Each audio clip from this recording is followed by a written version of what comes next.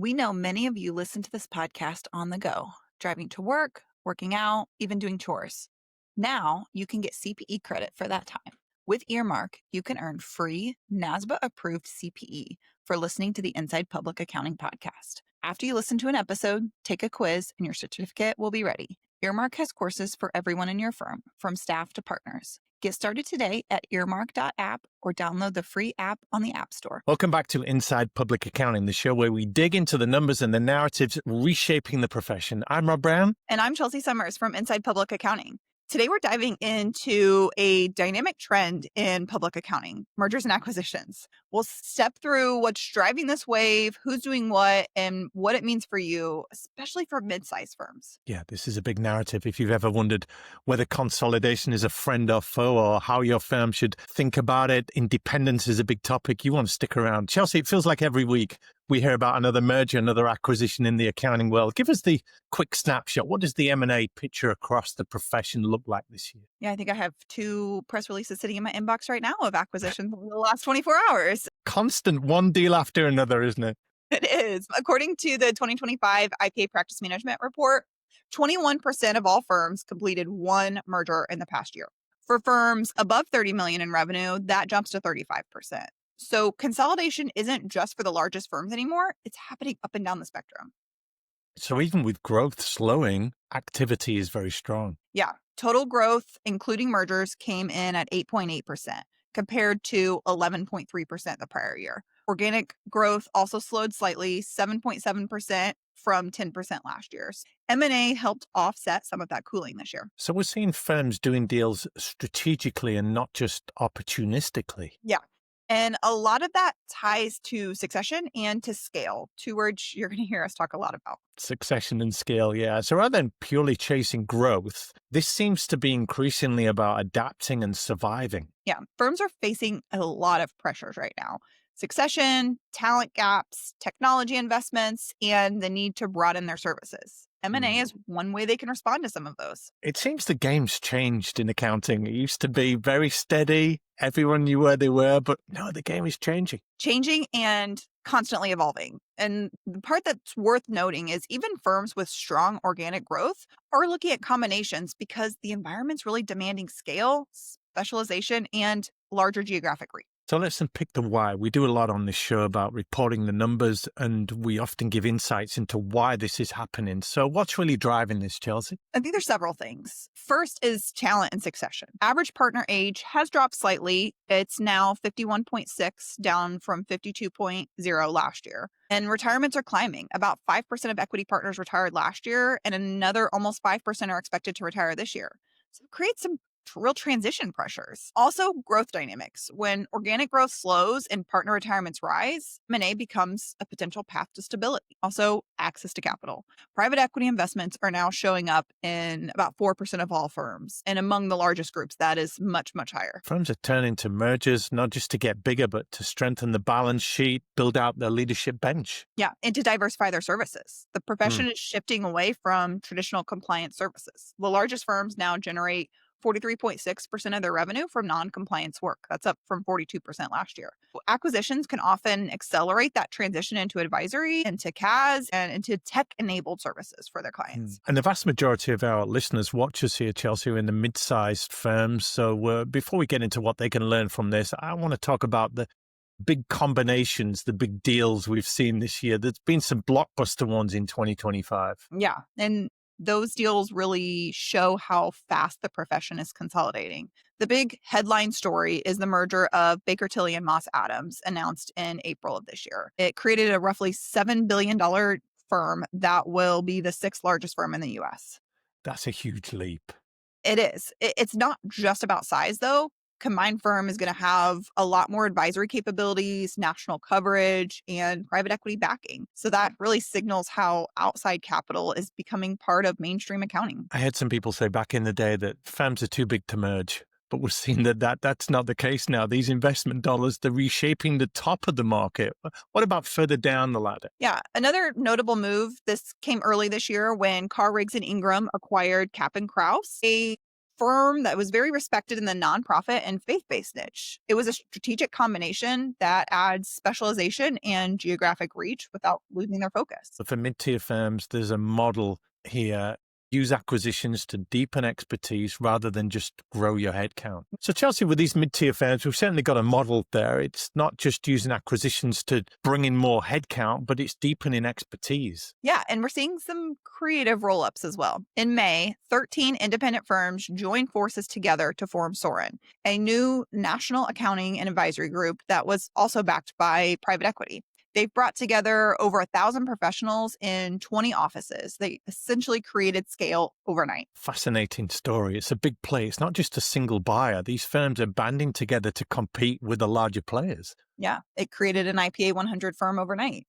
It really shows that M&A doesn't have to mean being acquired. It can also mean collaboration to gain resources, technology, and brand recognition. So whether it's a mega merger like the Baker Tilly Moss Adams one, or a targeted acquisition like the CRI and Caping House, or a collective combination, that multi-play deal like Soren, the message seems to be clear. Consolidation is happening at every level of the profession. Yeah, and each really offers a different lesson for how firms are thinking about their next move. Yeah, there's not one way to do it well. So these deals are announced. What happens then? Because signing the papers, we know, is just part one. There's a lot of integration to talk about, and many deals succeed or fail there, don't they? Yeah, a lot of firms see M&A as the trophy, but the real work happens post-close. There's aligning the culture, the systems, the services, and the client experience. What are some of the common pitfalls that you're seeing? Yeah, I think one is underestimating client or cultural integration. Firms have very different partner governance, equity models, or even client service philosophies. I think another is inadequate planning for cross-selling advisory or leveraging that new scale.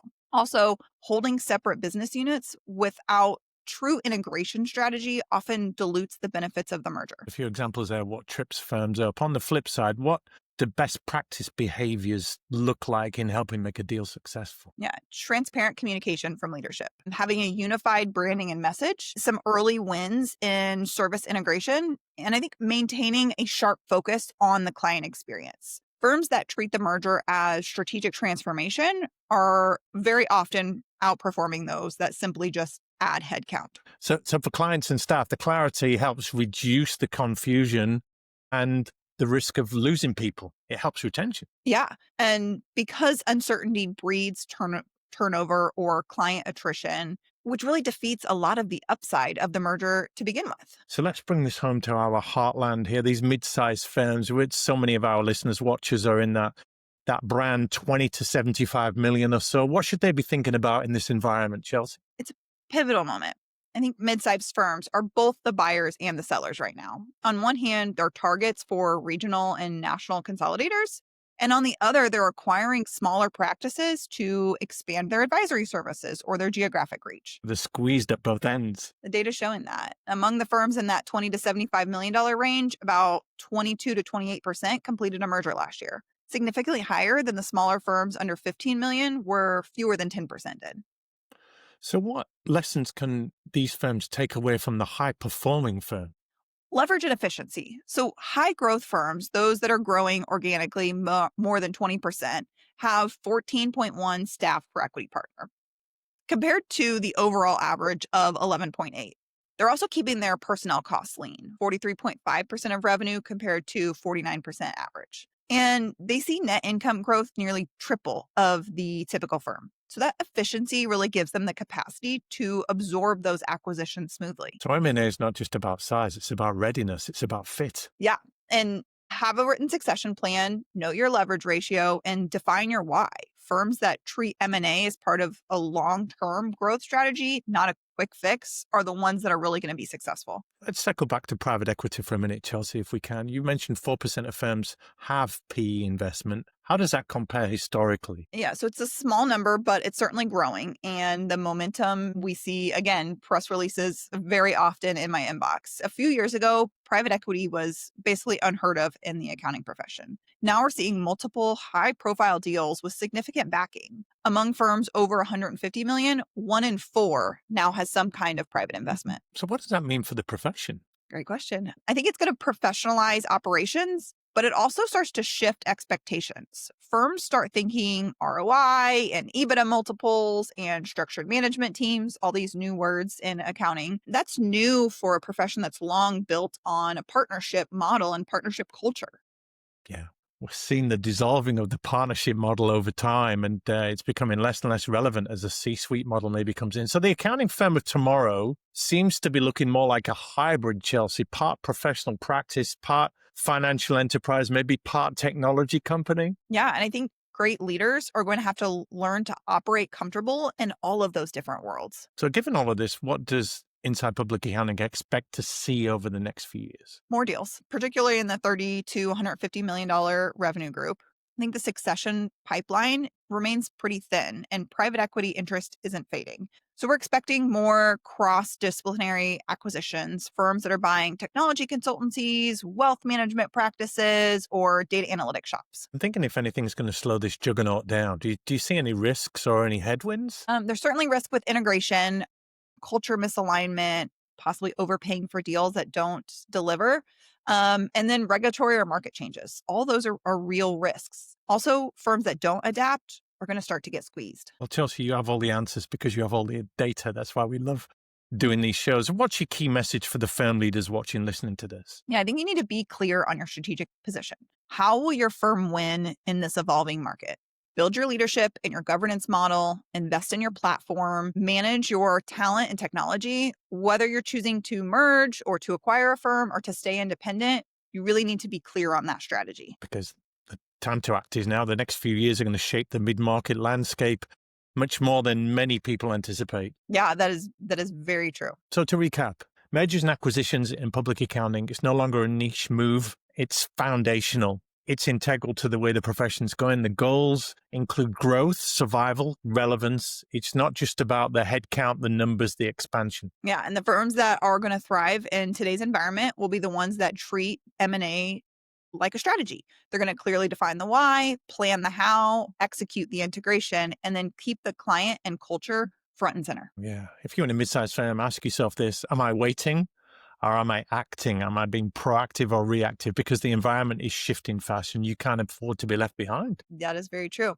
And thanks for joining us today on the Inside Public Accounting podcast. Indeed. If you've enjoyed this episode, subscribe and share it with your colleagues. Send us your questions and topics as well. We did a Q&A episode recently where Chelsea handled so many of your incoming questions, and we're doing that again soon. But we'll see you next time. Thank you for joining us. Thanks, everyone. Until next time, keep leading with data.